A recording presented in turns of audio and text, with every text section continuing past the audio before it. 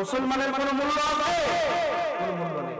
আজকে মুসলমানরা নিরুপায়, পুরা দুনিয়ার সমস্ত ইহুদি বাতিল আপনি মুসলমানদেরকে ধরে খাওয়ার জন্য চেষ্টা করতেছে। আর আমরা নিজেরা মারামারি করে একজন আরেকজন মারে, বিএনপি আওয়ামী লীগের মারে, আওয়ামী লীগ বিএনপি এর মারে, জামাত ইসলাম খেলা করতে পারে, খেলা ওই জমিয়তের মারে, এভাবে একজন আরেকজনের ভিতরে লাগছে, নিজেরা মারামারি করতে দিন যাইতেছে। ইহুদি আর মুসলিমের খবর আওয়াজ নাই। আজকে ফিলিস্তিনের মুসলমানদের হালত জানে, আজকে কাশ্মীরের মুসলমানদের হালত জানে, তাদের অবস্থা বড় রাজু, বড় কঠিন। অবস্থায় আজকে মুসলমানরা মুসলমানদের রক্ত চুষার জন্য আজকে পাগল পাড়া হয়ে গেছে। ও কালদারের মানুষ, ও কালদারের মুসলমান, আপনাদের কাছে একটা মেসেজ দিয়ে যাব, আপনি আওয়ামী করেন, বিএনপি করেন, আপনার মন চাই যা ইচ্ছা করেন, আমার কোনো আফসোস নাই। আফসোস হলো যদি কোনো মুসলমান যদি শুনে ইসলামের বিরুদ্ধে কেউ কথা বলেছে, তো আমার জান বুঝি না, আমি সর্বপ্রথম ইসলামকে বাঁচানোর জন্য ময়দানে ঝাঁপিয়ে পড়তে কারা কারা প্রস্তুত আছে?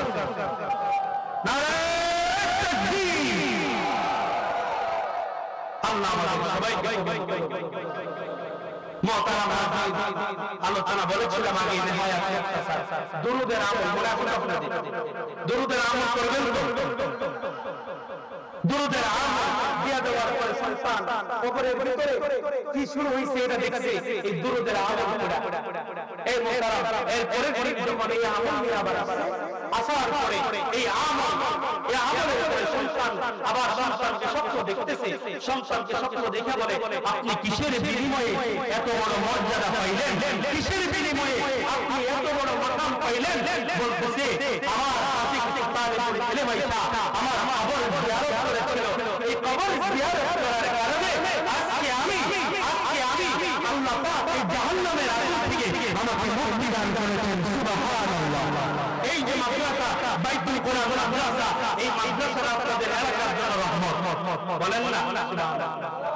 আল্লাহু আকবার, লা ইলাহা ইল্লাল্লাহ, আল্লাহু আকবার। এটা কি আপনাদের জন্য কি রহমত?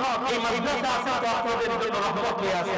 আপনারা এই এলাকার ভিতরে আল্লাহর আযাব গজব থেকে বাঁচবেন। এই মাদ্রাসা যতক্ষণ থাকবে ততক্ষণ আপনারা আযাব গজব থেকে মুক্ত থাকবেন।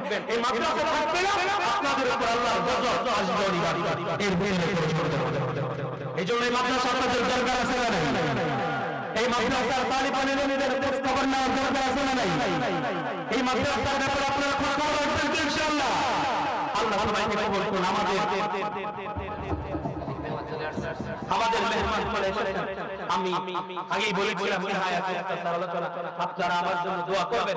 আল্লাহ পাক যেন দ্বীনের খেদমত বেশি থেকে বেশি করবার তৌফিক দান করেন, আর যা বলেছি এগুলোর উপর আমল করার তৌফিক দান করেন। ওয়া আলহামদুলিল্লাহ। আসসালামু আলাইকুম।